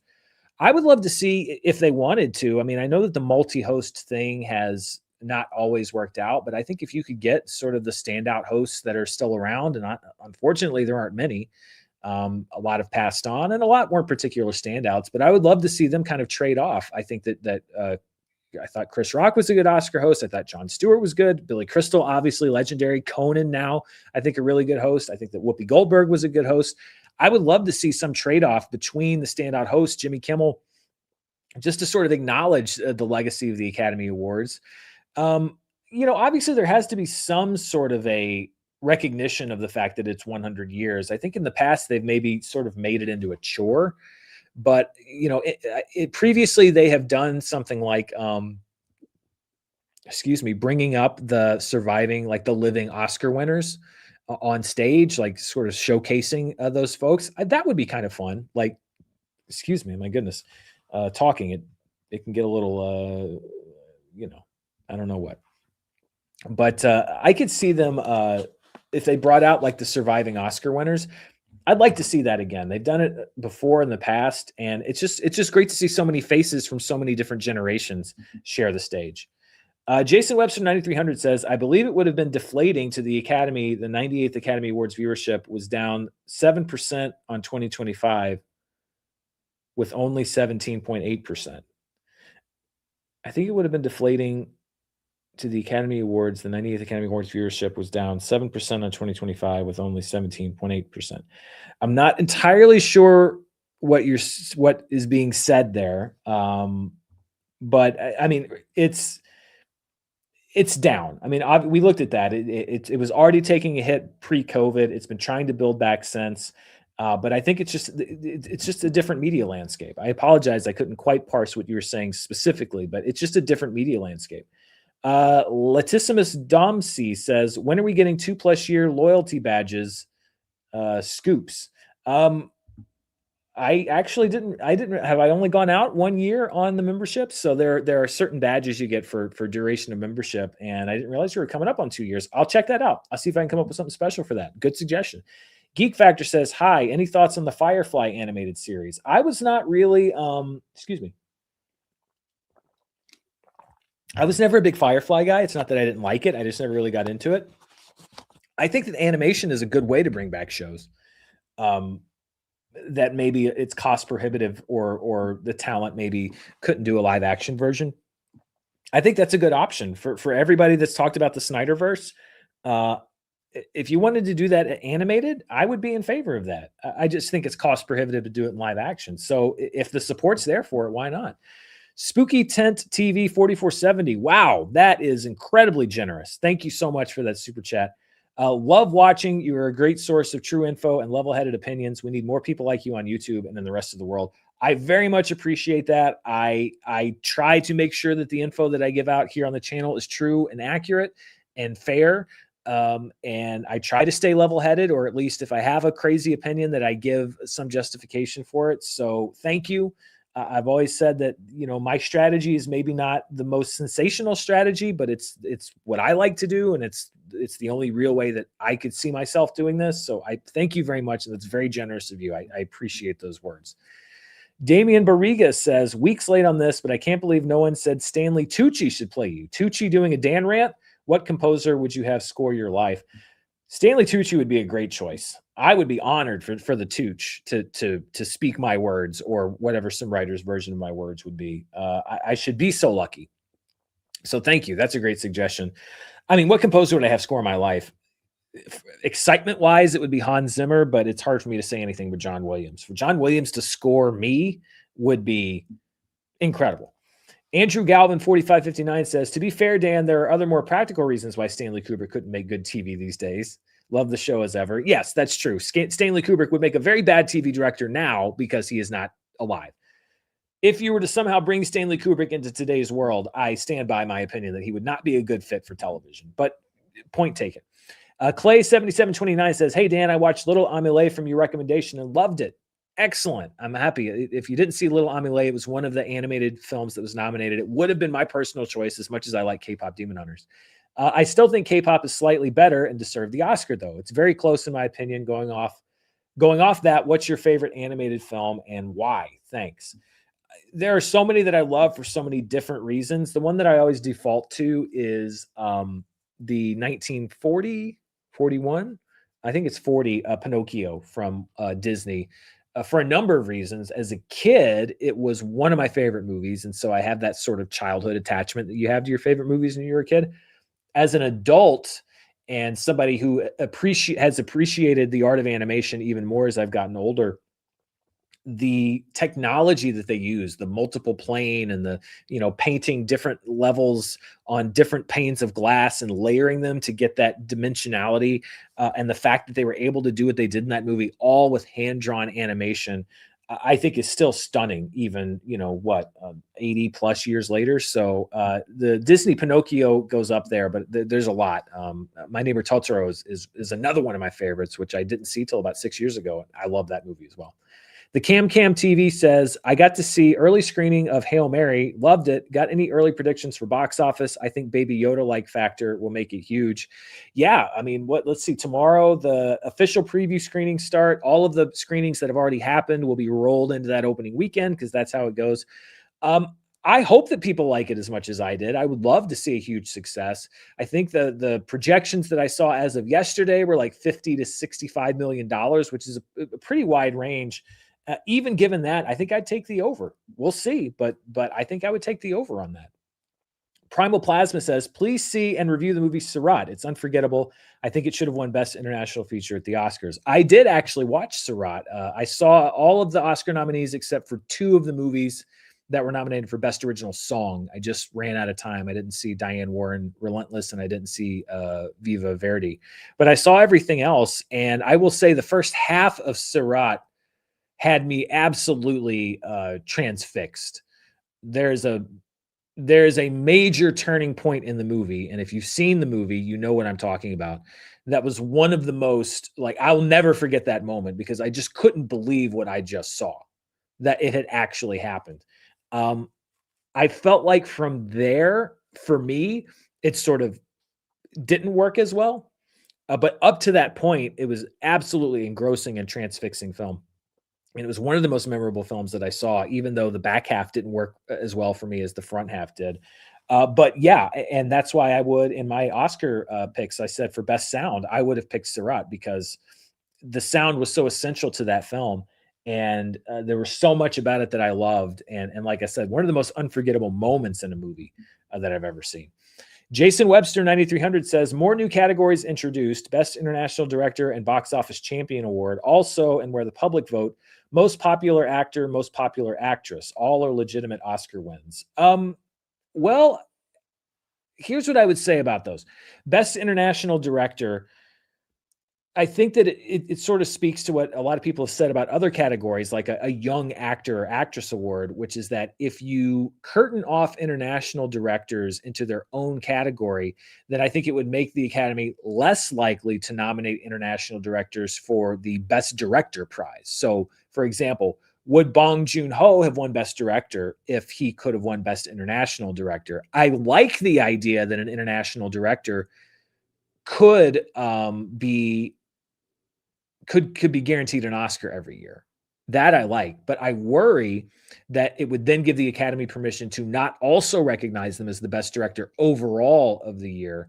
So I could see a pro and con for that, but it would be great if, let's say Joachim Trier this year, for example, could have gone home with an Oscar, because the award for sentimental value, that goes to the country, that goes to Norway. That's not his Academy Award. That's the country's award. So it would be great for him potentially to get that, or any of the directors of the other international films. But I worry then that then no other international director would ever win Best Director. The Box Office Champion Award, I mean, does it just go to the movie that makes the most money? Again, it's good to recognize that a movie does well, but I don't necessarily know if you need an Oscar for that. I think what's the Mad Men quote? That's what the money's for. Also, where the public votes most popular actor, most popular actress. Again, I don't necessarily know if the public should be voting on the Oscars, not because the people's opinion doesn't matter, but because the way that it works now, I mean, when they opened that voting up to, the Spotlight Awards a few years ago on the Academy Awards, and it was obvious that it had sort of been botted or whatever, or just that there was an inordinate turnout from Zack Snyder fans, because I think there were 2 Zack Snyder winners. I just don't think there's any way to ensure the integrity of that and not just have it be subject to manipulation every year. So the international director one is the one that I could see the strongest case being made for. The other ones I'm not so sure about, but that's just one man's opinion. Hello, Joseph 83 says, if Nicholas Winding Refn stopped making movies, would you consider him a one-hit wonder? Same question for Neil Blomkamp. I love Drive and District 9. Well, I think that they would be considered directors who had one movie that was able to break out more than the others, but I think there's more to a director than just box office and popular appeal. And I think that there are a lot of people that found value in movies like Neon Demon would be one of them, or was it Elysium that Neil Blomkamp did? I will agree that they have not had a breakout film in that way, but I wouldn't necessarily call them a one-hit wonder unless you're talking about box office, solely box office. Jess Power just sent in a super chat. Thank you very much. I appreciate that.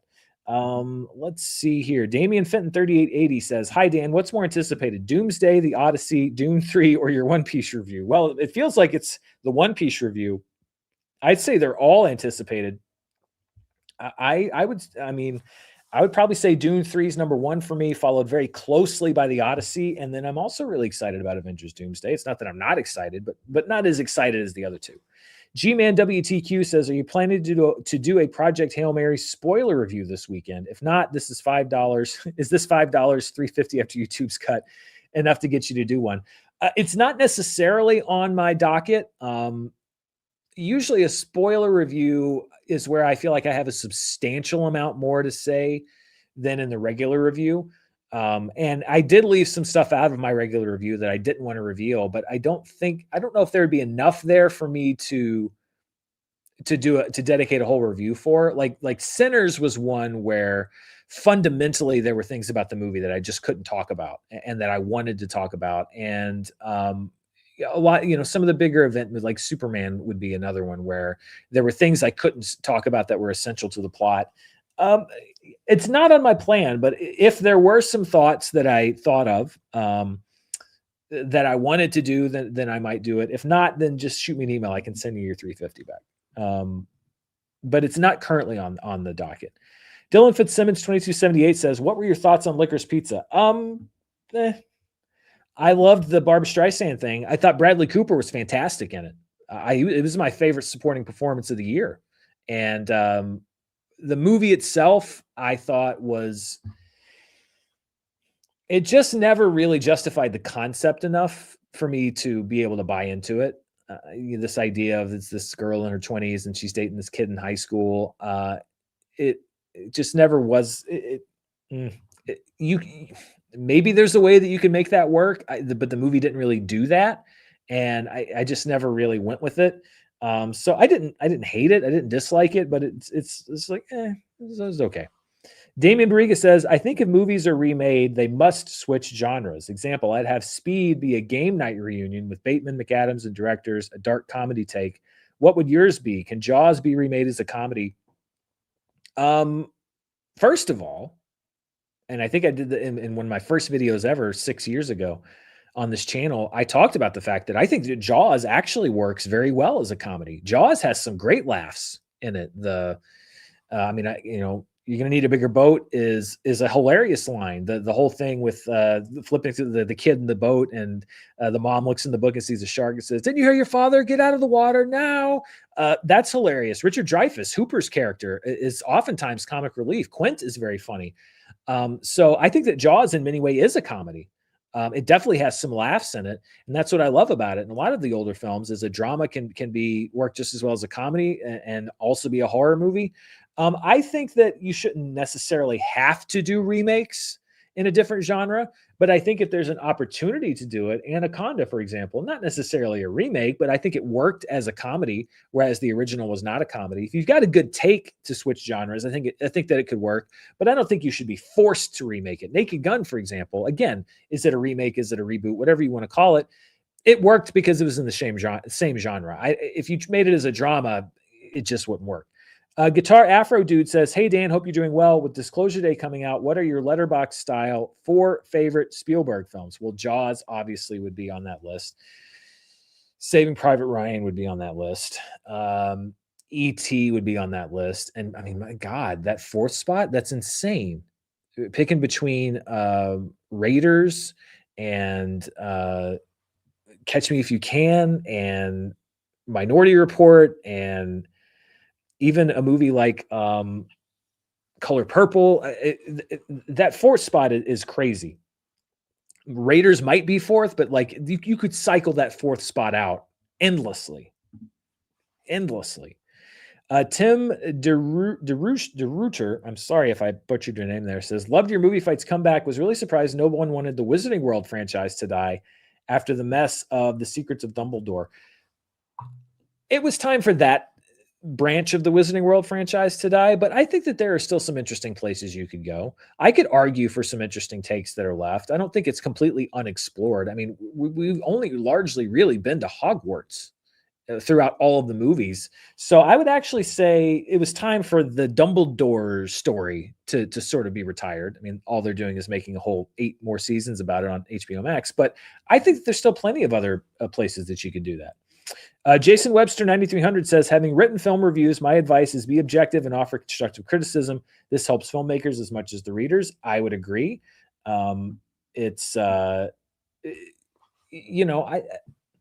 are some times when I'll rip a movie apart and it's usually because I don't feel like the filmmakers themselves are really putting in an effort.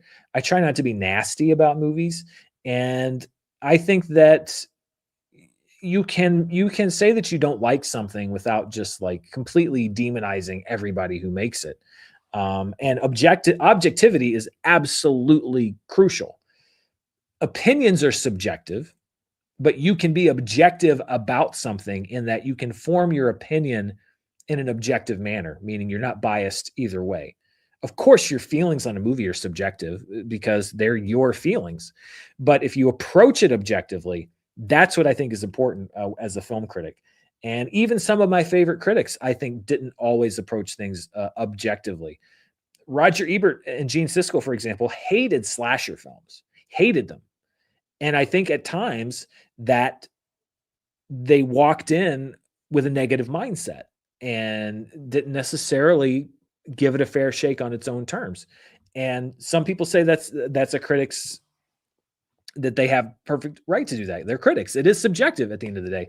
My philosophy is always to go into every movie from an objective standpoint, even if I don't like the franchise, even if I hate the other ones, is to always give every movie a fair shot on its own terms. But not every critic operates that way, and I understand that. That's just how I operate. Potty Bib Production says, "Honestly, Dan is very 6'7" friendly." Whoa, yeah, that's, if you missed it on charts this week, 6'7" kept showing up a lot in the numbers on charts, and in previous weeks, people said like, "Oh, Dan's doing it on purpose," and I really don't. I'm not that cool, and I don't understand it because I'm old and it scares me a little bit. But I don't hate it. I just don't understand it. Mark Brierly 6367 says, "Thoughts on the new Firefly developments?" 1 million likes on the Insta in the first few hours, which is what they asked for to help greenlight the project. That's great. I love it. I'm happy that fans of that show are going to get more. And if they can figure out a way to make that economical and make it happen and make those fans happy and produce something that's worth watching, that's great. Carlos Roleri, 5732 says, "Hi, Dan. Awesome catching you live. I hope you're doing good. Here's a shout out to the mentioning of Jaws from Paul Thomas Anderson, officially making it the best movie. Can't wait for Dune 3. Have you seen A Night of the Seven Kingdoms? I am so far behind. I'm halfway through still. I've been stalled on Night of the Seven Kingdoms because it's been Oscar movies and then One Piece and then everything else that's been going on.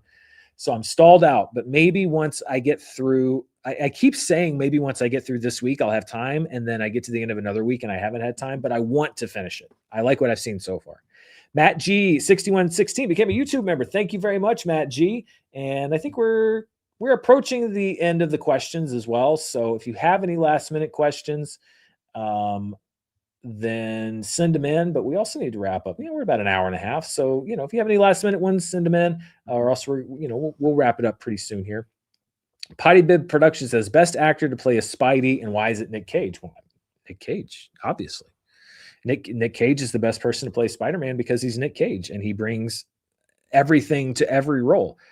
Nick Cage brings 100% commitment to everything, and Spider-Man is a hero who deserves 100% commitment, and that's why Nick Cage is the best person. Josh Volcano says, hey, Dan, I wanted to say sorry for my comment last week. It was rude and not my intention. I've been a fan for a long time and really respect your work. Also, thanks for pronouncing my name correctly. Thank you, Josh. I appreciate that. Hey, it's the internet. I get it. Sometimes you misread the room, misread the tone. I appreciate that. Thank you for sending that in, and I appreciate you watching. And I do try to make an effort to get your name right because I said it wrong for so many times. Guitar Afro Dude says, rank the Scream movies. I feel bad. I feel like somebody else asked me to do this. For me, the first Scream is number one.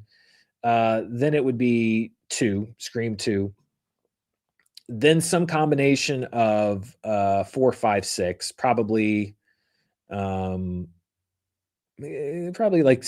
maybe 6, 4, maybe 6, 4, or maybe 4. Maybe 4, 5, 6 in that order. And then it would be kind of a drop down, then Scream 3, and then another drop down, and then Scream 7. I was not a fan of Scream 7. Crazy Kobold says, a Jack Ryan Ghost War trailer just hit yesterday. With all the free time you have, sarcasm, you should rank Jack Ryan films and shows in a video. I've actually not seen all of the Jack Ryan movies, and I haven't seen any of the Amazon show. I've seen all the Harrison Ford movies, which are really good. I saw the Ben Affleck one, The Sum of All Fears. I've never seen Shadow Recruit, at least not that I can recall. And then I haven't seen any of the John Krasinski shows. So I wouldn't be great at ranking them. But listen, it's the franchise that keeps on giving.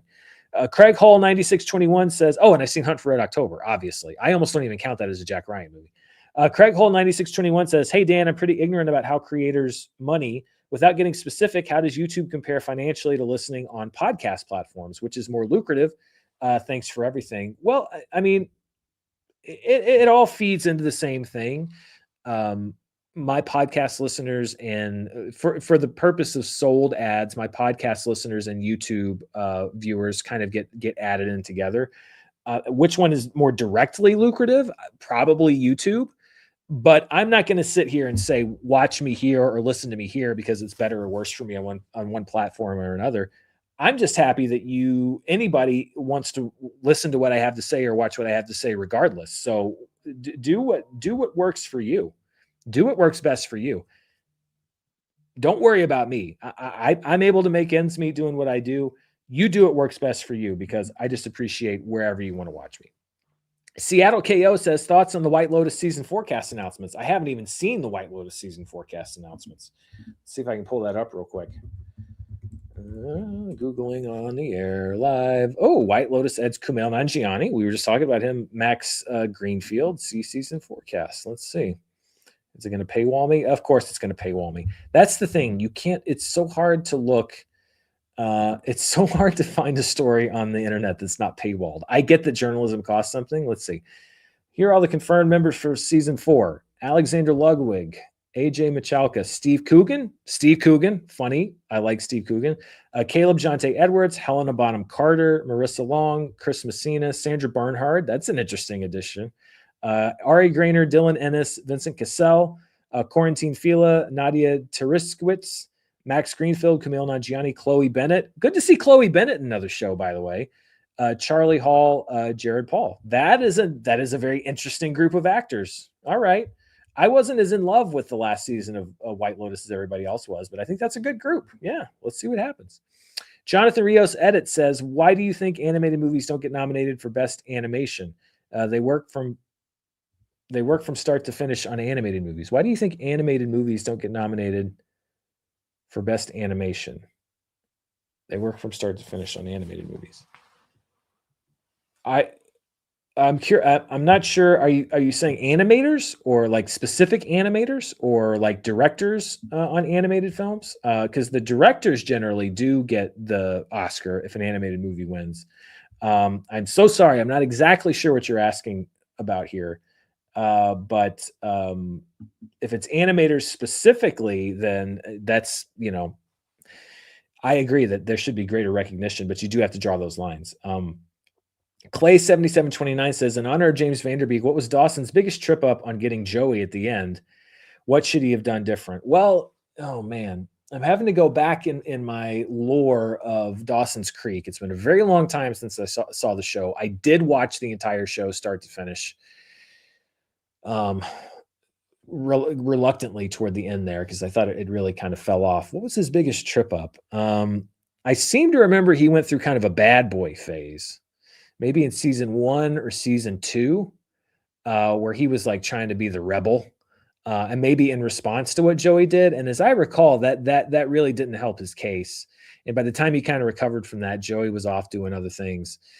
Dawson generally, I think, got too much in his head overall. He got too wrapped up, and I can relate. He got too wrapped up in the noggin here, and I think that he wasn't able to just take things as they came a little bit more simply. And I think that just was too much. It just got in the way too much. So as I recall, that was part of it. Poor Dawson. He just couldn't get out of his own way. Kevin Frieda says, first time catching you live. Thank you. Hello from Seattle. If you kicked out a new Star Trek film, describe who you'd put at the helm, so to speak. If I kicked out a new Star Trek film, who would I put at the helm? Well, it's hard because I want people to see it. And I think it's difficult to introduce an entirely new crew in a movie without any of the name recognition of being part of the show, without it's Kirk or McCoy. Even Star Trek 09, yes, it was new actors, but you had the pull of like, but it's Spock, it's Bones. They knew who those characters were. But I don't necessarily know if I would want to like reboot Next Generation, or if I would want to put the Next Generation cast back in front of the camera. So honestly, I would do the Star Trek Legacy thing. I know it doesn't sound like that's going to happen because I don't know what they're doing over at CBS with Star Trek, but why make a show that fans actually want to see? Let's keep doing stuff that nobody really seems to care about. But I would go with the Star Trek Legacy route, which was set up in Star Trek Picard, because they are new characters, but they have ties to the old characters. So you can trade off of some of that name recognition, but you don't have to use the exact same characters. You can maybe even bring in some of the old crew for smaller parts to sort of like, draw that in a little bit from the old show, but you're not entirely writing on existing characters. So I'd go the Star Trek Legacy route because I think that was an interesting group of people that CBS had fan support behind and said, nah, let's just go do this other stuff. I don't understand any of it. Chris Wynn says the name of my upcoming movie show is Absolute Cinema. So if you can indulge me and hit the Absolute Cinema pause, Martin Scorsese, Absolute Cinema. Don't use that in marketing, though, without my permission. Memes are fine, but marketing, just cut me in. Let me get my beak wet. Ethan Everly, 1904, says, hi, Dan. Are you planning on going to see Undertone? I loved its use of sound as a method of invoking horror. I know you're not a big horror fan, but I think you'd appreciate the craftsmanship. I actually did see Undertone at Sundance. It was playing at the Sundance Film Festival, and I got a chance to see it. I will agree it makes very good use of audio. I didn't necessarily love the movie overall, but I will agree I did like the use of audio. I thought that was a good concept. I just felt like it sort of fell back into a lot of the tropes of the other movies. So But yeah, it was a great use of audio. I'll agree with you there. Damian Briga says, Dan, video idea, July 1st. Can we get a video journal of you binging and ranking all Minions films, culminating in you catching the latest in cosplay same day? No, absolutely not. Why would I put myself through that? I do have my limits. I am not shameless. And I cannot imagine willfully putting myself through that psychological torture. No, sir. It's bad enough that I'm probably going to go see the new movie because it's a big release. It's one of the summer's big movies, so I'm going to go see it. And hopefully it's great. Hopefully it's the Minions movie that I love more than all other Minions movies, and I can wipe some sweat off my brow and talk about how much I enjoyed it. But I absolutely draw the line at marathoning all the Minions movies. I don't think I could physically endure it. If I was ever captured by one of my greatest enemies and you're looking for my sort of Captain Picard, Cardassian, there are five lights torture, it would be that. I don't think I could do it. Chris Wen says the name of my, I think Chris, you didn't have to send it in again. The name of my upcoming review show is Absolute Cinema. So could you indulge me and hit the Absolute Cinema pose? Again, cut me in. Beak wet, cut me in. Memes fine. Memes fine. Hello, Mr. Jamwa says, Dan, you can banish one irritating movie trope forever with this magic stick I'm handing you. Oh, thank you. What are you choosing? One irritating movie trope forever. Ooh, that's so tempting. Okay. Here's what I would do. I understand this goes back to Shakespeare, Romeo and Juliet type stuff, but it just drives me crazy because every romantic comedy, like it's become a trope. It's used effectively in Shakespeare, but it's become a trope in especially romantic comedies. The idea of somebody hearing something out of context. And so it happened in Wuthering Heights. And so then they assume, and then they do this whole life-changing thing, and then nobody talks to each other. So for years, there's this misunderstanding between them because somebody heard one thing out of context or they saw something that wasn't right. And then they had the scene where it's like, oh, I wanted to talk to you about something, and then they get interrupted. I understand for some people that's kind of the sublime pain of watching a romantic comedy or a romance movie. It drives me nuts because I think at this point it's become lazy screenwriting. I understand it is a classical convention. If you're doing something that's based on Shakespeare or a novel or a classic novel, and that is something that happened in that book, then you get grandfathered in. But for a new film, that whole miscommunication thing, plot point, that's gone. Come up with something more original and more interesting, because it's frustrating for me as a viewer to watch it, because then you have to sell me on why nobody is just talk to each other, and they have to make up these contrivances for why nobody talks to each other, and it's just like, I don't like it. So I've blipped it out of existence with that magic wand. Thank you for providing me with that. Only a few more questions left. Let's see. Jonathan Rios Edit says, sorry, I meant, why doesn't animation get nominated for best editing? Oh, I see. Those editors usually work from the very start. Thanks for taking my question. That's a good question. I mean, editing in animation is the same as editing in film, maybe a little bit more mapped out. You have more control over it, meaning, with a film, if you have 3 angles and they're shot on set from these specific angles, those are the ones you have. And animation, you have a little bit more, you generally tend to now have, especially in computer animation, you have 3D environments. You could maybe move the camera inside that environment a little more, but that's still an editing decision. Movies like Into the Spider-Verse, for example, I think should absolutely have been nominated for best editing, because you're still compiling all of these elements together in a new and interesting and creative way. I don't think it was nominated for best editing. If it was, then more movies that do stuff like that should be. And hand-drawn animation is the same thing. You're locking yourself into certain shots. So it should, yes, I agree, it should be. I think it's the same reason why motion capture performances aren't considered for acting awards. I think that people underestimate, or they say that, well, it's not the same because there's more flexibility, without acknowledging that there is still an underlying artistry to it. Gollum may be a computer rendered character, but the base of that is a phenomenal performance by Andy Serkis. Even if you can adjust things about that performance, the base of it is a phenomenal performance. So I think in the case of animation of all kinds, it's just kind of, underestimated and underappreciated. Salmonella X1L says, what's going on with the return of Screen Junkies? I mean, I don't know. I don't know necessarily much beyond the fact that they're bringing movie fights every month, because I think they wanted to see what the fan interest was in that show. I'm not really, I mean, Spencer and I are in contact, but I generally don't ask him about the day to day. So I don't know if there are any other plans for stuff over there. I just know that they are planning to do movie fights monthly. Other than that, unfortunately, I don't have any information about what they're doing. I know they still do honest trailers, but that's it. Damian Barriga says, what if we donated for it to happen? I'm assuming you mean the Minions banana yellow. Look, the donation would have to be, please don't do this, because it's not like I was like, oh, I'll do it for $100. No, I would not. I'm not putting it on the table. It's off the table. I don't want to rallying cry. Please don't do this to me. If you've ever cared about, I feel like Val Kilmer at the end of Tombstone. If you've ever cared about me, please do not ask this of me, because it would be absolutely torturous for me. And I know that would be enjoyable for you. And sometimes watching like one or two bad movies, it's fun. Watch me watch a bad movie. The number of, what would that be? Let's see, Despicable Me 1 through 4, Minions. There's been 2 of them, I think, 2 Minions movies, and then a third on this. So 7. No, thank you.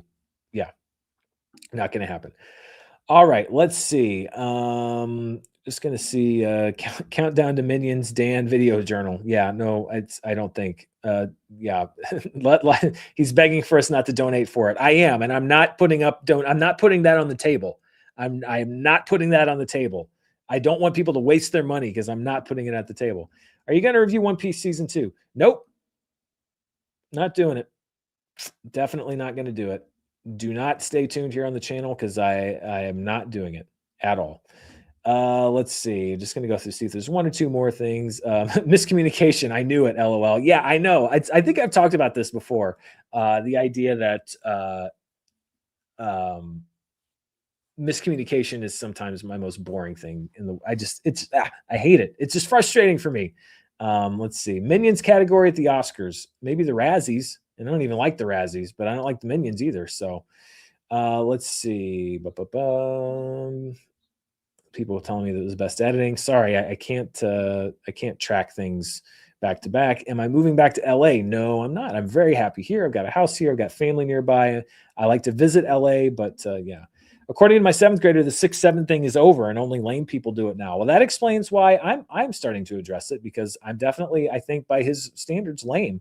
I'm glad to hear it's run its course, though. It's funny, because I was having a discussion around my nephews yesterday or the day before, and I mentioned that my dad, which is true, he's 6'7" tall. He's a very tall man.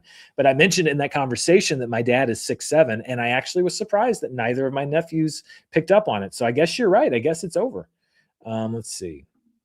I feel like slasher films were the bad franchise movies of Siskel and Ebert's time. Well, they weren't at their best. That is true. All right, let's see. I think that's it. LA's got to be so expensive to live in. California, it is very expensive to live in. I could never have owned a house in Los Angeles. Never. Never. So I'm very happy with where I am.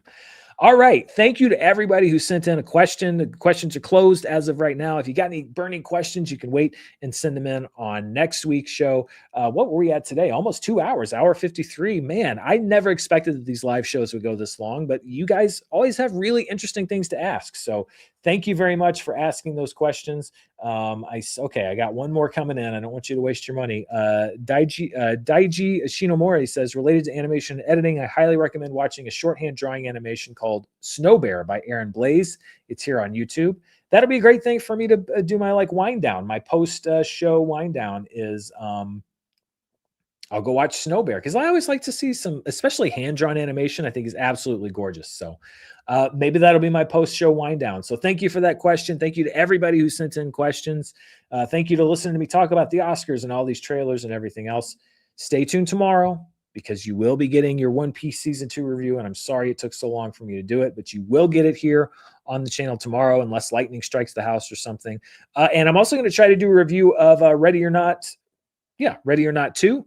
which I loved the first one, so I'll be doing a review of that. And anything else that might pop up. I will not be watching all the Minions movies, though. I'd like to reiterate that is off the table. But thank you to everybody else. And I hope you have a great rest of your Wednesday. I'll see you next week live, and stay tuned here for the rest of everything else I do on the channel. Until next time, stay safe. See you then.